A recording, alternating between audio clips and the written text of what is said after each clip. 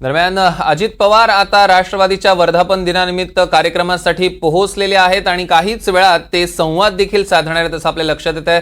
आज आपण बघतोय की 25वा राष्ट्रवादीचा वर्धापन दिन आहे आणि हा वर्धापन दिन विशेषत्वाने महत्त्वाचा आहे कारण त्यांची पक्षफुटी नंतरचा हा पहिलाच वर्धापन दिन 3 वाजता ते षण्मुखानंद येथे जाणार आहेत। पण आता आपण बघतोय की अजित पवार पोहोचलेले आहेत ते कोस्टल रोडच्या पाहणी करता।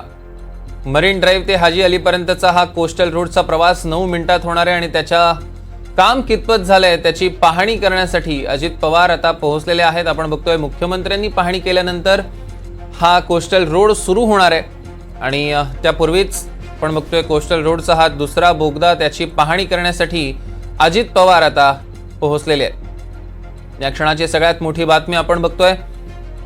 अगदी काहीच वेळामध्ये 1.5 तासातच राष्ट्रवादीचा वर्धापन दिन सोहळा आहे षण्मुखानंद येथे आणि तिथे ते संबोधित करणारच आहेत। मात्र तिथे जाण्यापूर्वी अजित पवारांची ही पाहणी कोस्टल रोडची ही आपण ताजी दृश्य आपल्या टेलिव्हिजन स्क्रीनवर बघतोय।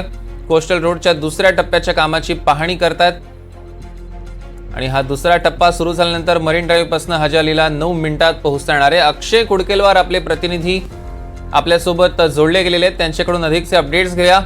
अक्षय, आपण बघतोय की कोस्टल रोड अतिशय महत्त्वाकांक्षी असा प्रकल्प आणि त्याच्या पाहणीसाठी अजित पवार पोहोचले, काय अपडेट्स द्याल?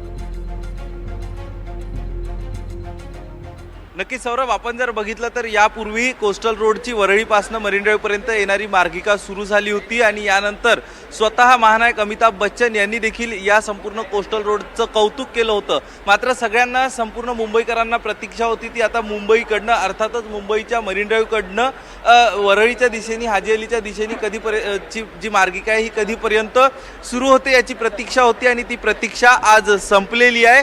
उद्या आज याचं मुख्यमंत्री, उपमुख्यमंत्री यांच्याकडनं लोकार्पण केलं जाईल, उद्घाटन केलं जाईल।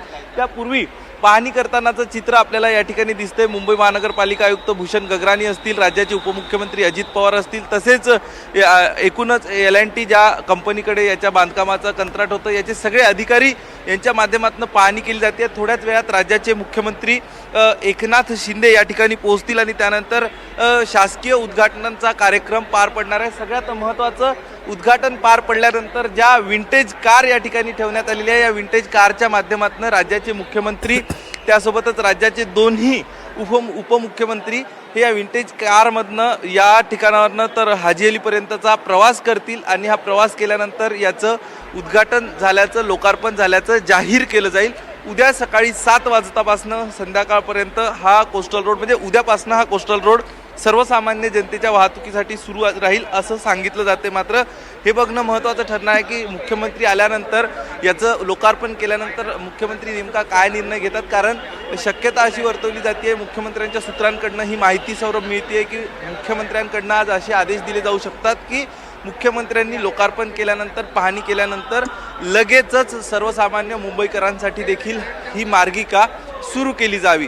त्यामुळं सगळ्यात महत्त्वाचं आपण बघतोय 9 मिनिटात मुंबईच्या मरीन ड्राइव्हपासून ते हाजी अलीपर्यंतचं अंतर हे पार केलं जाईल। अत्यंत महत्त्वाचा आणि महत्त्वाकांक्षी प्रकल्प जो मुंबई महानगरपालिकेच्या माध्यमातून साकार केला जातो आणि हा प्रकल्पाचं आज उद्घाटन होते। त्यामुळं मुंबईकरांसाठी एक आनंदाची बाब आहे। फक्त यासोबतच आपण जर बघितलं तर गेल्या वेळची जी मार्गिका या कोस्टल रोडची सुरू झाली होती तर पहिल्या पावसातच काही ठिकाणावरनं लिकेजेस होते आणि हे लिकेजेसच्या माध्यमातून आपण जर बघितलं तर मोठी टीका देखील या कोस्टल रोडवरती झाली होती। त्यामुळे आता हे बघणं महत्त्वाचं ठरणार आहे की नेमकं या कोस्टल रोडचं काम पूर्णत्वास आलेलं आहे का, कारण आपण बघतो अनेक ठिकाणी टनेल्स आहे, अंडरग्राऊंड टनेल्स आहे आणि पावसाळा, अगदी मान्सूनचं मुंबईमध्ये आगमन झालेलं आहे। दररोज मुंबईमध्ये आता पावसाच्या मुसळधार सरी कोसळतानाचं चित्र आपल्याला बघायला मिळेल। त्यातच हा कोस्टल रोड आहे, अगदी समुद्र किनाऱ्यापासून जाणारा हा रोड आहे। त्यामुळे या ठिकाणचं पर्जन्यमान हे इतर ठिकाणच्या पर्जन्यमानापेक्षा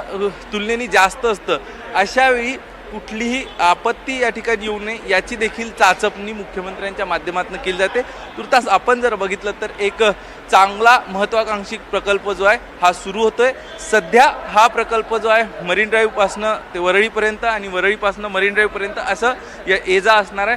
मात्र वरळीत देखील महाकाय असे जे गर्डर आहे हे टाकण्याचं काम पूर्णत्वास आलेलं आहे. एका बाजूचे गर्डर टाकून झालेले आहेत, दुसऱ्या बाजूचे गर्डर टाकले जातील आणि त्यानंतर बँड्रावर्ली सीलिंगला देखील हा कोस्टल रोड जोडला जाईल आणि त्यानंतर थेट मरीन ड्राईव्हपासनं ते मुंबईच्या बँड्रावर्ली सीलिंगपर्यंतचा बँड्रापर्यंतचा प्रवास जो आहे तो देखील सुलभ येत्या काही दिवसात होणार आहे आणि त्यानंतर पुढचा जो टप्पा असणार आहे वर्सोवापर्यंतचा त्याचं काम सुरू आहे. मात्र काहीसा अवकाश त्याच्यासाठी असणार आहे. सौरभ, निश्चितच अक्षय, आपण बघतोय की हा पुढचा टप्पा सुरू होईल आणि अर्थातच सगळ्याच मुंबईकरांसाठी असेल किंवा सरकारसाठी सुद्धा अत्यंत महत्वाकांक्षी असा प्रकल्प. अक्षय, मला सांगा, मुख्यमंत्री साधारण किती वाजेपर्यंत पोहोचतील इथे, कशा पद्धतीने त्यांचा दौरा असेल? कारण अजित पवार 3 वाजता षण्मुखानंदमध्ये सुद्धा जाणार आहेत असं कळत आहे. किती वाजता मुख्यमंत्री येतील?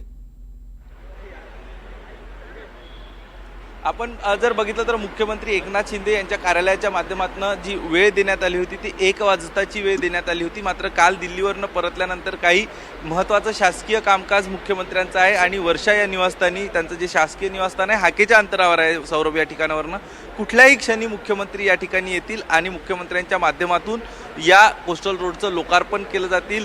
काल दिल्लीला नरेंद्र मोदी यांचा पंतप्रधानपदी तिसऱ्यांदा शपथविधी आहे, त्यासाठी ते दिल्लीत होते आणि गेले 2 दिवस देखील त्यांचे दिल्ली दौरे सुरू होते. अशातच आचारसंहिता नंतर राज्याचं शासकीय कामकाज जे आहे ते काहीसं होतं आणि ते कामकाज आटोपून राज्याचे मुख्यमंत्री एकनाथ शिंदे हे या ठिकाणी पोहोचतील, लोकार्पण केलं जाईल. आणि जी माहिती आपल्याला अजित पवार यांच्या कार्यालयाच्या माध्यमातून मिळते आहे, जर अजित पवार यांना षण्मुखानंद येथे पोहोचण्यासाठी उशीर झाला तर याच कोस्टल रोडच्या माध्यमातून अजित पवार हाजी अलीपर्यंत जातील आणि त्या ठिकाणावरनंच पुढे अजित पवार राष्ट्रवादी काँग्रेस पक्षाचा जो आज मेळावा होऊ घातलेला आहे षण्मुखानंद हॉलमध्ये, त्या मेळाव्याच्या ठिकाणी अजित पवार हाजी अलीवरनंच रवाना होतील. सौरभ, निश्चितच अक्षय, या सगळ्यावर आपलं लक्ष असणारच आहे. त्याचे अपडेट्स आम्ही तुमच्याकडून घेणार आहोत. तुर्तास धन्यवाद.